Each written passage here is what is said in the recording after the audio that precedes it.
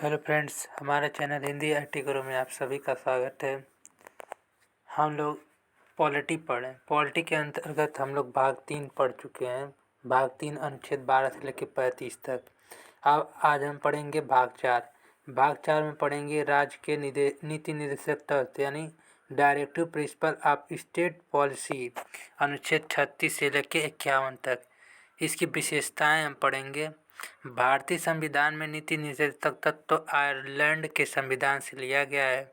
संविधान के भाग 4 अनुच्छेद 36 से लेकर अनुच्छेद 51 तक नीति निर्देशक तत्व का उल्लेख किया गया है। नीति निर्देशक तत्व बाध्य योग्य नहीं होता है, अर्थात न्यायालय के द्वारा लागू नहीं कराया जा सकता है। यह सकारात्मक होता है, यह समाजनिष्ठ होता है। नीति निर्देशक तत्व का उद्देश्य भारत में सामाजिक, आर्थिक, राजनीतिक न्याय की स्थापना करना होता है। राष्ट्रीय आपातकाल के दौरान नीति निर्देशक तत्व निलंबित नहीं होता है, अर्थात यह किसी भी परिस्थिति में निलंबित नहीं किया जा सकता, यानी यह अनिलंबनीय होता है। संविधान के भाग 4 पर सबसे ज़्यादा प्रभाव गांधी जी के विचारों पर पड़ा है। डॉक्टर भीमराव अंबेडकर के अनुसार नीति निर्देशक तत्व का उद्देश्य भारत में आर्थिक लोकतंत्र की स्थापना करना है। अब KT शाह के अनुसार नीति निर्देशक तत्व बैंक के ऐसा चेक है नीति निर्देशक तत्व बैंक का ऐसा चेक है जिसका भुगतान बैंक की इच्छा पर निर्भर करता है।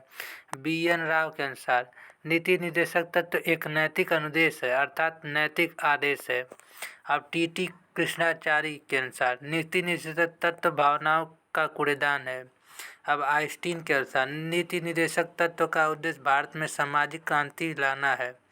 जिनिक्स के अनुसार नीति निर्देशक तत्व आगे चलकर निरर्थक हो जाएगा। प्रावधान या प्रोविजन। अब अनुच्छेद 36 पढ़ेंगे हम। अनुच्छेद 36 के अंतर्गत आता है, इसके तहत राज्य परिभाषित किया गया, यानी स्टेट को परिभाषित किया गया है।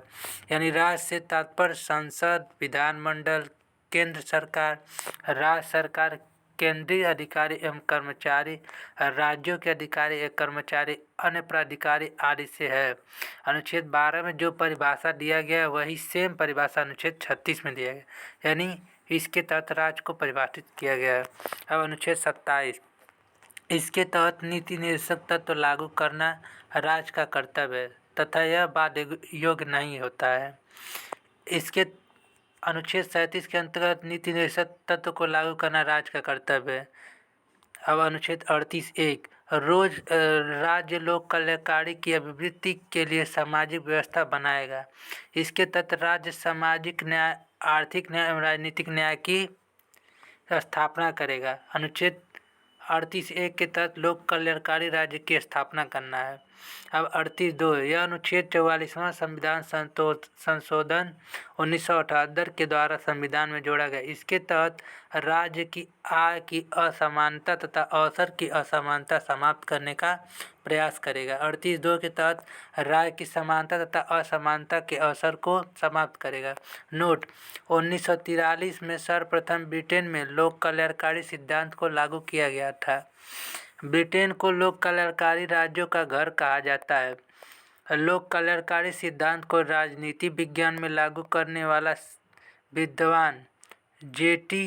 बेरमिथम था। इसने उपयोगितावाद का सिद्धांत दिया था। उपयोगितावाद का मूल्य आधार अधिकार व्यक्तियों का अधिकतम सुख होता है। अब इसका क्वेश्चन कैसे बनता है, जैसे लोक कल्याणकारी राज्य का उल्लेख किस नीति निर्देशक तत्व में दिया गया, तो अनुच्छेद 38 आ रहा है ना, 38 उसी तरह याद हो जाएगा। कल्याणकारी और 38 से रिलेट करके याद करेंगे। अब अनुच्छेद 39(a) राज्य द्वारा अनुसरणी कुछ नीति निर्देशक तत्व, यानी इसके तहत स्त्री एवं पुरुष दोनों को जीविकोपार्जन के लिए यानी जीवन को व्यतीत करने के लिए पर्याप्त संसाधन उपलब्ध कराएगा या राज्य विधि बनाकर सुनिश्चित करेगा। स्त्री और पुरुष दोनों को जीवनी चलाने के लिए राज्य उनको संसाधन को उपलब्ध कराएगा। अनुच्छेद 39(b) इसके तहत समुदाय के प्राकृतिक संसाधनों का स्वामित्व एवं नियंत्रण इस प्रकार बांटा हो जिससे सर्वसाधारण का हित हो सके, यानी सभी का कल्याण हो सके। 39(b) के तहत अब 39(c) आर्थिक व्यवस्था इस प्रकार संचालित है, जिससे उत्पादन के साधनों का सर्वसाधारण के हित में प्रयोग होता है। 39 सिर में कि उत्पादनों का साधनों का सर्वसाधारण हित का प्रयोग हो सके। 39 डी स्त्री एवं पुरुष दोनों को एक समान कार्य के लिए एक समान वेतन प्रदान करेगा। 39 डी के तहत समान स्त्री और पुरुष दोनों को समान वेतन दिया जाएगा।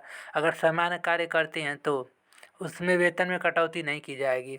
अनुच्छेद 39 ई इसके तहत स्त्री पुरुष कर्मकारों के स्वास्थ्य एवं शक्ति का दुरुपयोग न हो सके राज्य विधि बनाकर सुनिश्चित करेगी। यानी स्त्री या पुरुष के स्वास्थ्य संबंधी शक्ति का दुरुपयोग कोई उनका दुरुपयोग न कर सके, इसे राज्य विधि बनाकर सुनिश्चित। अब 39 एफ इसके तहत बच्चे के सर्वांगीण विकास के लिए स्वस्थ वातावरण उपलब्ध करेगा। यानी 39 एफ में बच्चे के स्वस्थ वातावरण उपलब्ध होगा। 39 ए अब एक बार और आता है इसमें, यह अनुच्छेद 42वां संविधान संशोधन अधिनियम 1976 के द्वारा संविधान में जोड़ा गया। इसके तहत राज्य अपने नागरिकों को निःशुल्क विधिक सहायता उपलब्ध कराएगा। यानी निःशुल्क विधिक सहायता उपलब्ध कराएगा। अब अनुच्छेद 40 ग्राम पंचायत का संगठन, इसके तहत राज्य पंचायती राज व्यवस्था को लागू करेगा, राज्य विधि बनाकर सुनिश्चित करेगा। 5.4 यानी 5.4.9 यानी भाग 9 में पंचायती राज व्यवस्था को लागू किया। यह अनुच्छेद 40 के तहत आता है। नोट, भारत में पंचायती राज व्यवस्था के जनक लॉर्ड रिपन को माना जाता है। भारत में सर्वप्रथम 20 अक्टूबर सन 1959 को राजस्थान राज्य के नागौर जिले में पंडित नेहरू के द्वारा पंचायती राज व्यवस्था को उद्घाटित किया गया था। 11 अक्टूबर सन 1959 को आंध्र प्रदेश में पंचायती राज व्यवस्था लागू किया गया। यह भारत का दूसरा राज्य है। इसको ट्रिक याद करने की है, 13 पंचायत कराऊंगा। यानी 13 से त्रिस्तरीय पंचायत राज, त्रिस्तरीय पंचायत, 4 से 73 अमेंडमेंट 1993, फिर आर्टिकल 243 के तहत। अब अनुच्छेद 41 कुछ दशाओं में काम, शिक्षा तथा लोक सहायता राज्य द्वारा प्रदान किया जाएगा। यह राज्य विधि बनाकर सुनिश्चित करेगा। 41 के तहत कुछ दशाओं में शिक्षा, लोक सहायता राज्य के द्वारा प्रदान किया जाएगा। अब अनुच्छेद 42 काम की न्याय संगत मनोवंचित दशाओं को सुनिश्चित करने वाली स्त्री को प्रसूति सहायता राज्य प्रदान किया जाएगा। इसके तहत जो स्त्री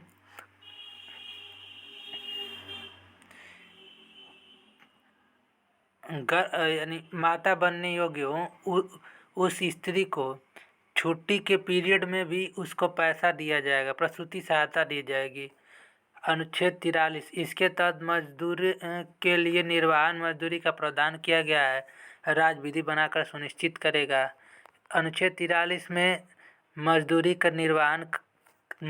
के लिए निर्वाहन मजदूरी का प्रावधान किया गया है।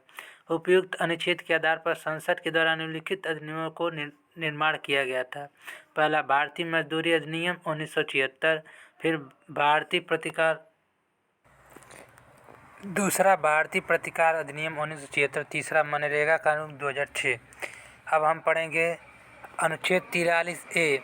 यह अनुच्छेद 42वां अमेंडमेंट बिल 1976 के द्वारा संविधान में जोड़ा गया। इसके तहत उद्योगों के प्रबंध में मजदूरों की भागीदारी होगी।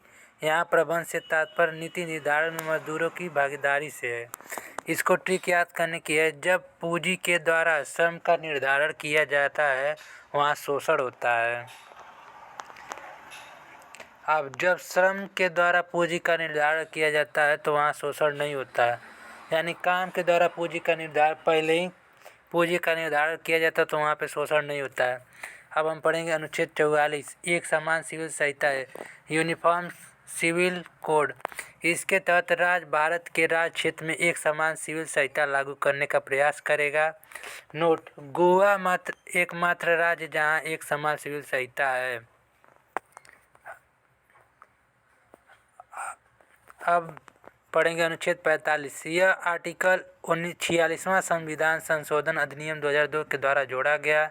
इसके तहत 0 से लेकर 6 वर्ष तक के बच्चों की देखभाल तथा शिक्षा का प्रबंध राज्य के द्वारा किया जाएगा, यानी राज्य विधि बनाकर सुनिश्चित करेगा। अनुच्छेद 45 के तहत होता है कि 0 से लेकर 6 वर्ष तक के बच्चों का शिक्षा की सुविधा का प्रबंध राज्य करेगा। अनुच्छेद 46 अब इसके तहत अनुसूचित जाति, अनुसूचित जनजाति तथा उन पिछड़े वर्गों के शिक्षा तथा अर्थ संबंधी हितों की अभिवृद्धि राज्य द्वारा किया जाएगी। अनुसूचित जनजाति तथा अनुसूचित पिछड़े वर्ग की जाति के शिक्षा का प्रावधान राज्य करेगा।